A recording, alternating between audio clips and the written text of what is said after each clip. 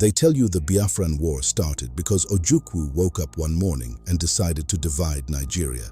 But history is never that simple. Before Biafra was declared, there were political crises, there were military coups, there were massacres, there were failed negotiations, and there was oil.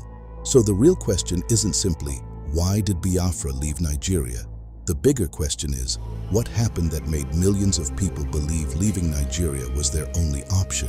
Nigeria became independent from Britain in 1960, but independence did not automatically create national unity. The North, West, and East had powerful regional political structures. Different political parties competed for control of the federal government. Elections became controversial. Census figures became political weapons. Regional distrust continued growing. Then came 1966, and Nigeria changed forever. January 15, 1966. Young Nigerian army officers launched Nigeria's first military coup. Prime Minister Tafawa Balewa was killed. Northern Premier Ahmadu Bello was killed. Western Premier Samuel Akintola was killed. Senior military officers also died. Many of the coup plotters were Igbo, and although the coup was more complicated than simply an ethnic takeover, many people in the North interpreted it differently. They believed their leaders had been deliberately targeted. Suspicion turned into anger. After the coup failed to completely seize power, Major General Johnson Aguiyi Ironsi became Nigeria's military ruler. He was Igbo. Then, his government attempted to replace Nigeria's federal arrangement with a more unified system. In parts of northern Nigeria, suspicion exploded. Some believed an Igbo-dominated military government was emerging, whether that interpretation was fair or not.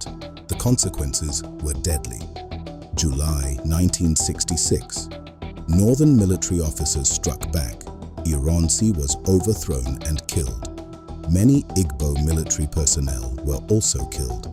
Lieutenant Colonel Yakubu Gowon eventually emerged as Nigeria's new military leader. But Nigeria's nightmare was only beginning. Then came the event that changed everything for many Eastern Nigerians. Violence erupted against Igbo people and other Easterners, particularly in northern Nigeria.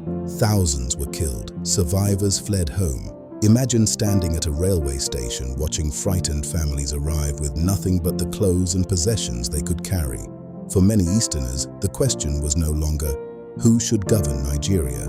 It became, can Nigeria protect us? January 1967. Gowon and Ojukwu traveled to Aburi, Ghana, with other Nigerian military leaders. They sat together, they negotiated, and they reached agreements intended to prevent Nigeria from collapsing.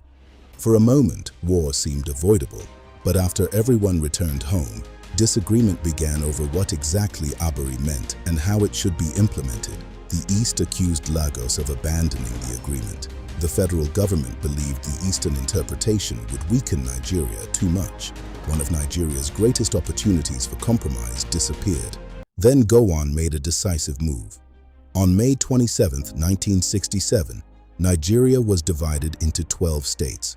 The eastern region itself was divided. That mattered enormously, because the East wasn't only Igbo territory. Minority communities lived across the Niger Delta and coastal areas, and underneath parts of that territory was something increasingly important to Nigeria: oil. 3 days later, Ojukwu responded. May 30, 1967, Ojukwu declared the eastern region independent. Its new name, the Republic of Biafra. To supporters, Biafra meant survival, self-determination, security. To Nigeria's federal government, it was an illegal rebellion threatening the country's territorial integrity. Neither side backed down, and on July 6th, the guns began speaking. What Nigeria expected to be a short operation became a brutal civil war. Federal troops advanced into Biafran territory. Biafran soldiers resisted.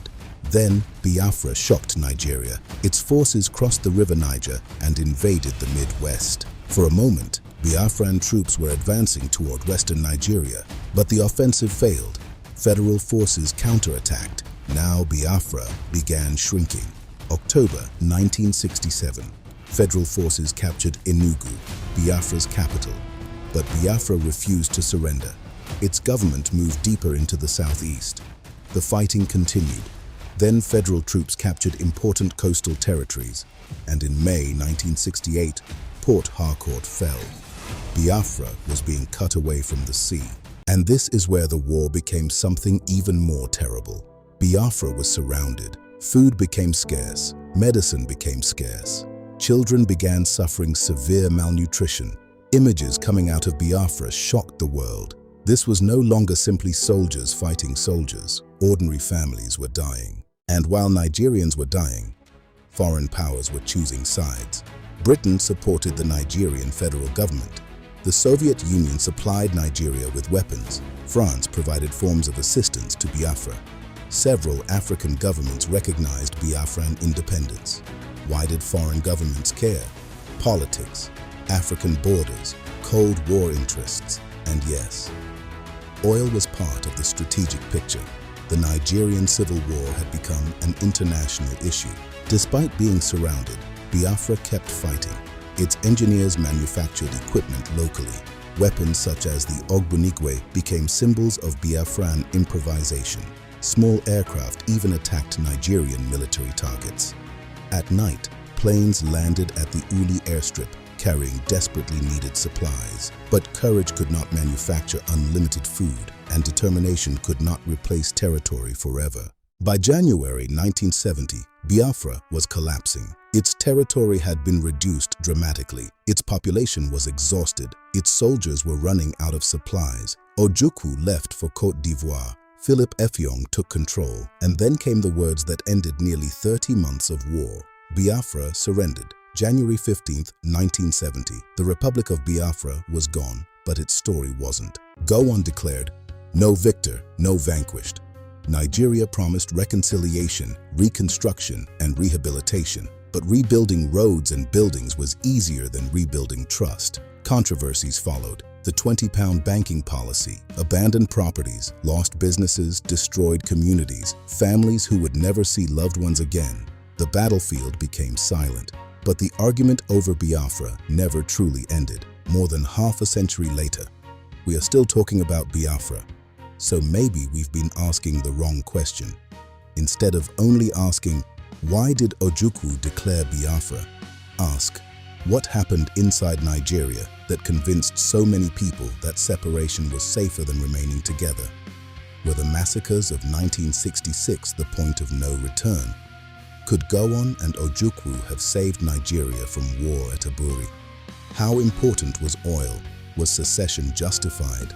Was military force justified? And when Gowon said, "No victor, no vanquished," did Nigeria truly live up to those words? Now I want you to answer. If you were alive in 1967 and knew only what Nigerians knew at that moment, would you have supported one Nigeria or Biafra? And don't just write the name. Tell us why. Because history isn't about choosing the version that makes us comfortable. It's about understanding what happened so we don't repeat it.